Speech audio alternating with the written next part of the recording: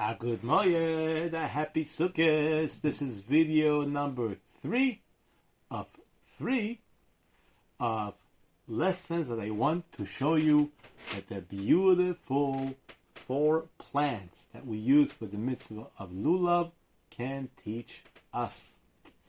And in this lesson, we looked at the 4 species are like 4 different types of people, because like in each of them they can have a taste or not have a taste, a good taste or not have a good taste, and they can have a good scent, that they smell good, or they can not have a good scent.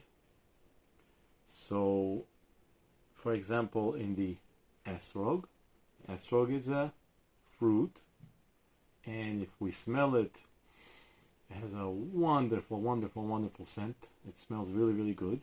And it's a fruit. It tastes good. In Italy, they even make ice cream out of it. It tastes so good. If we look, on the other hand, at the arava, the willows, they don't have any special scent. And they also don't grow any fruits. So there's no scent, there's no fruit. It's the exact opposite of the esrog.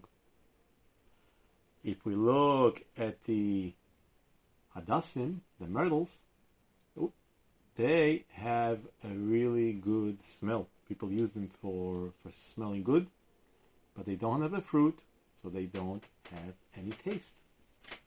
And if we look at the lulav, it comes from the tree of dates, so it itself doesn't have a date on it, but the tree that it comes from has dates. Taste the fruits. It tastes good, but they don't have a special smell. So it's the opposite of the hadassim. The hadassim have a good scent, but no taste. The lulav comes from a tree that has dates that have a good taste, but no scent. The opposite. The esrog has both, and the arava has neither. So those are 4 different types. In the same way, there could be 4 different types of people, because taste, something that tastes good, that represents, it symbolizes learning Torah.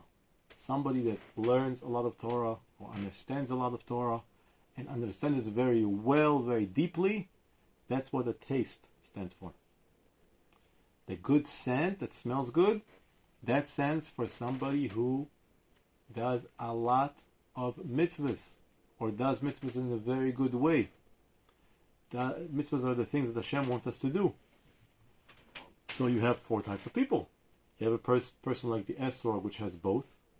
It knows and it learns a lot of Torah, and understands it very well, and also does mitzvahs, and does a lot of them, does them very well. You could have the opposite, the arava, which doesn't understand a lot of Torah, doesn't learn it very well, and also doesn't do a lot of mitzvahs, doesn't do them very well. It's just a simple person, a simple yid, a simple Jew.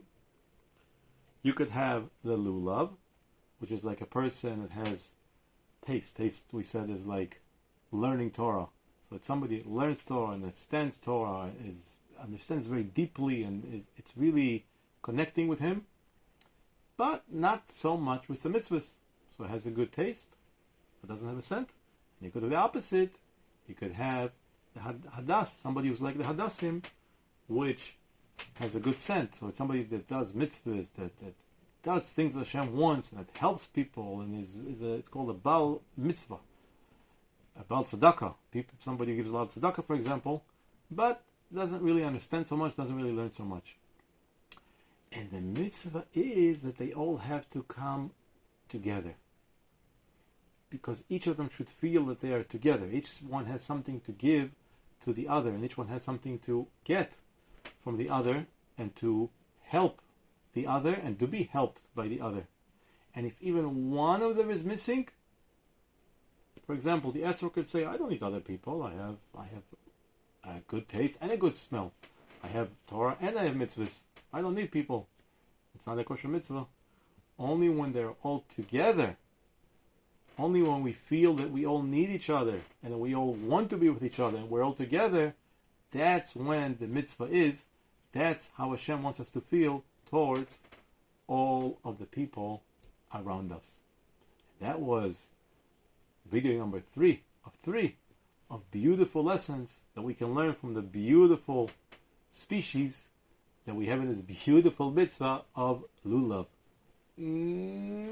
Happy Sukkot, good Moed.